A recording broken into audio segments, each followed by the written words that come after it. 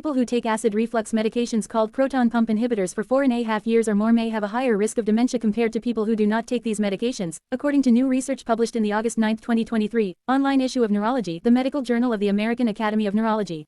This study does not prove that acid reflux drugs cause dementia, it only shows an association. Acid reflux is when stomach acid flows into the esophagus, usually after a meal or when lying down. People with acid reflux may experience heartburn and ulcers.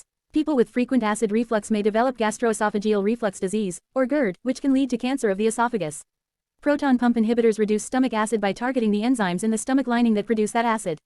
Proton pump inhibitors are a useful tool to help control acid reflux, however long-term use has been linked in previous studies to a higher risk of stroke, bone fractures and chronic kidney disease, said study author Kamakshi Lakshmanarayan, MBBS, PhD, of the University of Minnesota School of Public Health in Minneapolis and a member of the American Academy of Neurology.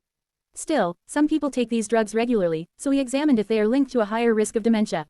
While we did not find a link with short-term use, we did find a higher risk of dementia associated with long-term use of these drugs. The study included 5,712 people, age 45 and older, who did not have dementia at the start of the study. They had an average age of 75. Researchers determined if participants took acid reflux drugs by reviewing their medications during study visits and during yearly phone calls. Of the participants, 1,490 people, or 26%, had taken the drugs. Participants were then divided into 4 groups based on whether they had taken the drugs and for how long, as follows: people who did not take the drugs, those who took the drugs for up to 2.8 years, those who took them for 2.8 to 4.4 years, and people who took them for more than 4.4 years. Participants were then followed for a median duration of 5.5 years. During this time, 585 people, or 10%, developed dementia. Of the 4,222 people who did not take the drugs, 415 people developed dementia, or 19 cases per 1,000 person years. Person years represent both the number of people in the study and the amount of time each person spends in the study. Of the 497 people who took the drugs for more than 4.4 years, 58 people developed dementia, or 24 cases per 1,000 person years. Cancer Research ebook compilation of the top interviews, articles, and news in the last year. Download the latest edition. After adjusting for factors such as age, sex and race, as well as health-related factors such as high blood pressure and diabetes, researchers found people who had been taking acid reflux drugs for more than 4.4 years had a 33% higher risk of developing dementia than people who never took the drugs. Researchers did not find a higher risk of dementia for people who took the drugs for fewer than 4.4 years.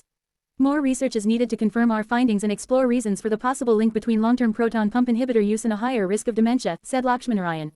While there are various ways to treat acid reflux, such as taking antacids, maintaining a healthy weight, and avoiding late meals and certain foods, different approaches may not work for everyone.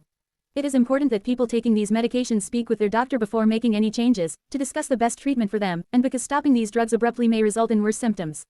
A limitation of the study was that participants were asked once a year about medication use, so researchers estimated use between annual check-ins.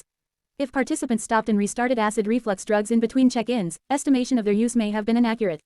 The authors were also unable to assess if participants took over-the-counter acid reflux drugs.